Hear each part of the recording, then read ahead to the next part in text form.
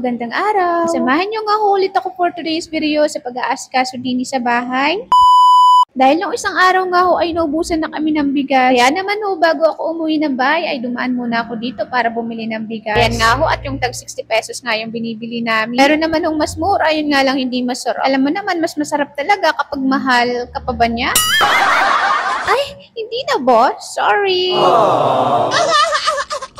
Joke lang, mahal ka pa nun. Kaya rin nga ho namin bumili ng bigas ay bumili na rin kami ng kalahating tray na egg. Dahil ang naisip nga ho namin ulamin ngayon ay tortang talong na lang. Kaya naman pagdating din sa bahay ay nag-asikaso na agad ako. Tinuna ko na nga hong asikasuin aring bigas. Dahil sabi ko nga, pinakauna kong ginagawa yung pagsaing. Ayan, puno na naman nga ho yung aming lagayan ng bigas. Alam niyo ba, this year ngayon lang ho kami bumili ng bigas. Gawa nang meron nga hong binigay sa amin yung nanay ni Ando. At nadagdag pa nga ho yung natanggap naming ayuda din. Kaya naman napakaswerte namin ngayong taon. At ang laki nga ng naitipid namin sa bigas. At pagkayari ko nga magsayang ay sunod ko namang inasikaso aring talong. Ayan, pinutas-butas ko muna bago ko ihawi. Ito pa nga ho yung talong na natira nung nagluto kami ng insalata. Buti nga at hindi pa sira. Pati nga ho, itong video ay dapat kahapon. Yun nga lang ho, ay day po kahapon. Hindi talaga kasi ako makapag-voice over doon sa bahay. Gawa ng dikit-dikit nga yung bahay doon. Talagang maririnig nga ako ng kapitbahay, ay ayoko naman. Ulit-ulit pa naman ako minsan magsalita at madalas akong nabubulol. Pero inedit ko pa rin to ngayon, sayang din ng content. Kayo guys, pag wala kayong maisip na content, pwede nyo rin gawin tong ginagawa ko. Kahit ano na lang, tapos gawan mo na lang ng kwento. At yun, may content ka na. At na nga guys, binabalatan ko na rin talong. At guys, check natin ng mabuti Ayan tingnan nyo, di ba ang linis? I mean, walang sira. Sabi naman ho sa inyo, pag bumibili ako ng talong, napakatagal ko. At tinitingnan ko nga ho talagang mabuti kung meron ngang kwan. Yan, tingnan nyo, di ba? Wala yung iniisip nyo. Naman ho isa, naputol ko kanina nung binabalatan ko. At nalaglag, kaya hindi ko na lang din sinama yung kalahati. At guys, ang ilalagay ko nga ho dyan ay 3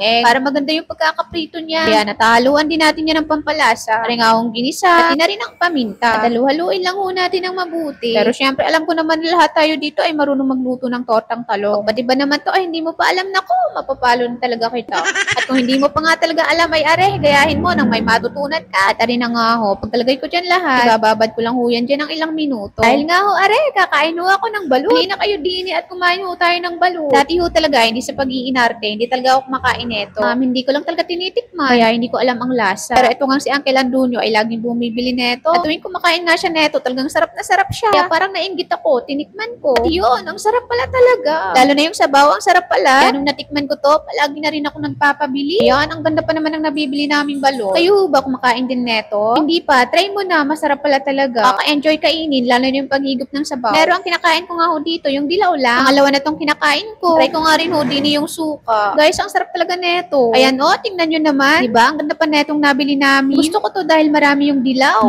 Sarap. Uy, nagka-crave na yan sa balot. Yun nga guys, hindi ko lang talaga kinakain ng kitty. Try ko nga rin ho kainin aring kulay puti. Gusto ko lang yan nguya-nguyain. Pero matigas yan. Niluluwa ko rin pagkuhan. Yan, trip ko lang talaga palagi inumin tong suka. Pagkayari ko nga ho kumain nun. Sinimulan ko na nga ho magluto ng ulam. At anong oras na nga ho at hindi pa kami nakakaluto. Pero guys, perfect talaga ako magluto ng torta. Tulad niyan, di ba? Guys, tingnan nyo kung paano ko baliktarin yan. Ganun lang. Di ba? Napakaganda ng pagkakaluto ko. Are pa.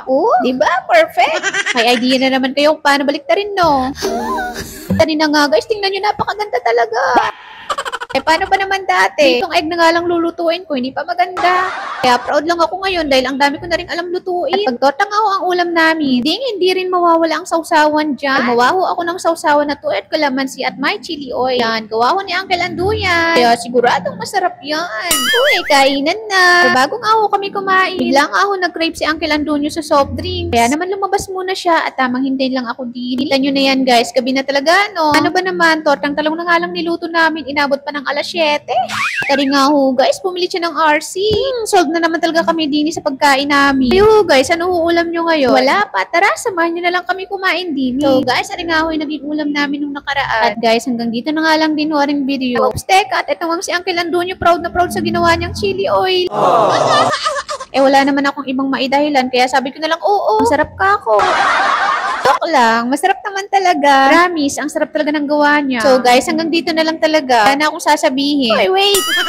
Joke lang, bye-bye na.